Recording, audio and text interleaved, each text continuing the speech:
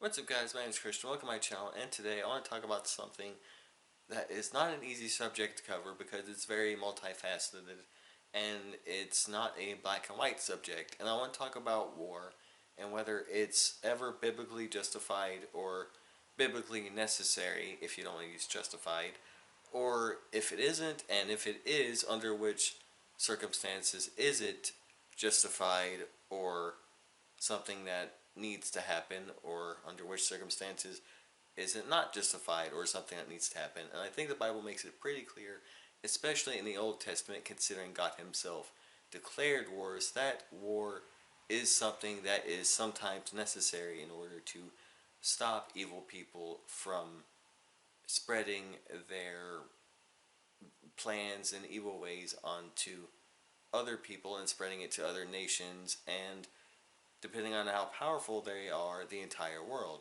And that's something that kind of leads me to my next point, as to why war was justified, especially back then so often, is because when the nations of Israel went to war, they were not going to war usually with small nations. They were going to war with very powerful nations that practiced horrible things such as child sacrifice, such as worshipping idols, and just horrible practices. And as I said, these nations were extremely powerful, and if they were just kept alone and were allowed to grow, those practices would have spread with them, and they would have grown in power until they eventually could not have been stopped. Of course, God can always stop them, but hopefully that makes some kind of sense. Anyway, I'm getting off point. They would have grown in power until they would have been very hard to stop, and no nation back then might not have had the power to stop them.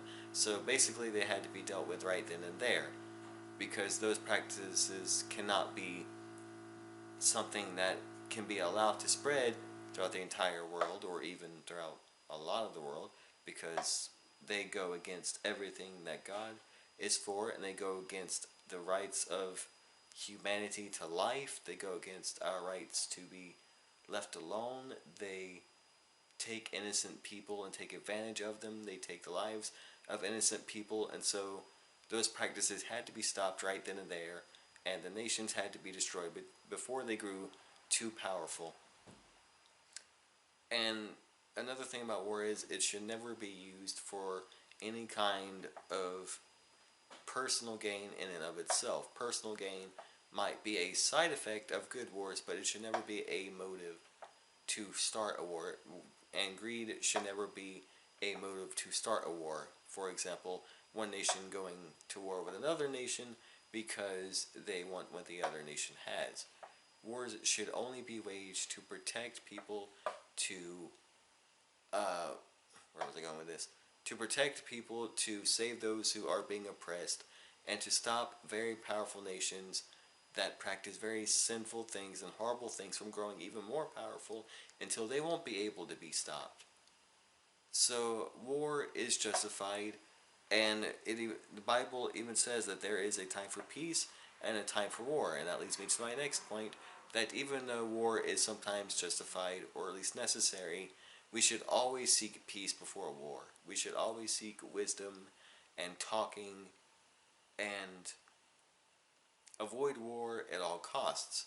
But with that being said, we don't live in a perfect world. People are going to not want to go that way. They are not going to want to go the way of peace and talking and diplomacy. They're going to want to go the way of war. And so we need to be able to deal with that by going to war, not for the sake of killing them in and of itself, but for the sake of protecting that which is good and holy. And another thing we need to remind ourselves of is that God takes no pleasure in the destruction of anybody, no matter how evil, which I think necessary is a better word for war as opposed to justified. And, excuse me, my throat's hurting, what's new? Take a more modern example, World War II.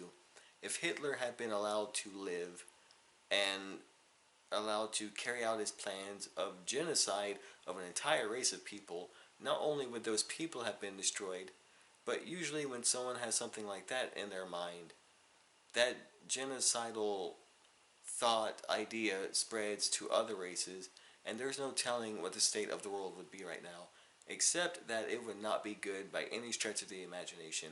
Torture would probably be an everyday thing and something that was legalized.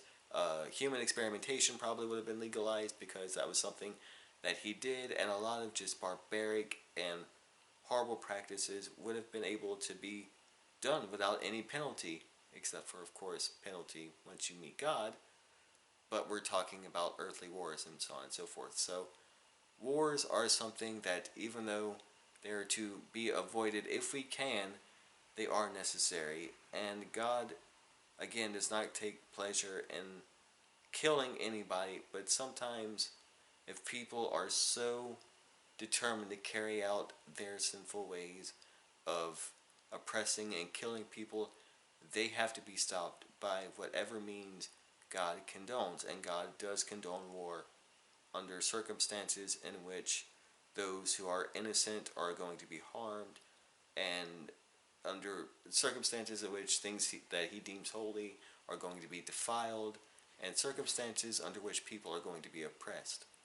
So, war should be avoided, yes, if possible, but we are not to be pacifistic either. Violence, of course, should be avoided, again, if possible. I'm kind of going around in circles with that. But there are some times where it is necessary, and we should never kill anybody out of animosity or malice. We should carry out wars knowing that we are protecting people, and that is our only motive. And is our only motive should be to keep sacred what God holds sacred and to protect people, not to get revenge, not to kill somebody for the sake of killing somebody. So anyway, the whole point of this video is that even though it should be avoided if it can be, war is sometimes justified and or something that needs to happen because we live in a fallen world, and not everyone is going to want to go the way of peace, and they're going to be stuck in that way, and they still need to be dealt with. So I know that's a hard truth to accept, and I know I didn't do this subject even remote justice, but I hope I gave it some kind of clarity, or some kind of justice. I hope I explained things well enough.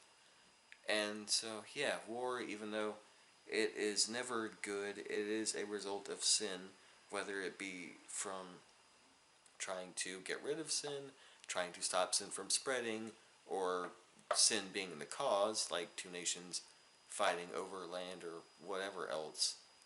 It is one of the effects of sin, and should not be something that we just do flippantly, like we seem to do a heck of a lot, especially over the past 100 years. I'll say probably even more than that, but considering the United States hasn't been around for that long, about the past 200 years it's been used far too often, and there have been far too many excuses to wage horrible wars. So we do need to acknowledge that even though it sometimes is necessary, it is also something that can so easily be warped into something that seems just and necessary, but isn't at all, and is something that is so often used for selfish purposes, and because of that, innocent people die, and it just leads to more destruction than there was before whatever war started. So I hope this shed some light, and I'm sorry for running around in circles and probably not making any sense. But yeah, I just hope you guys get something out of this. If you like to support, be sure and do that. I'll leave the link to my Patreon down below if you feel led to financially support. If not, you guys just watching these videos, despite my rambling, is more than enough. And I thank you guys so much for all of it. I'll also leave my social media links down in the description below. And so contact me and all that. Feel free to give video requests.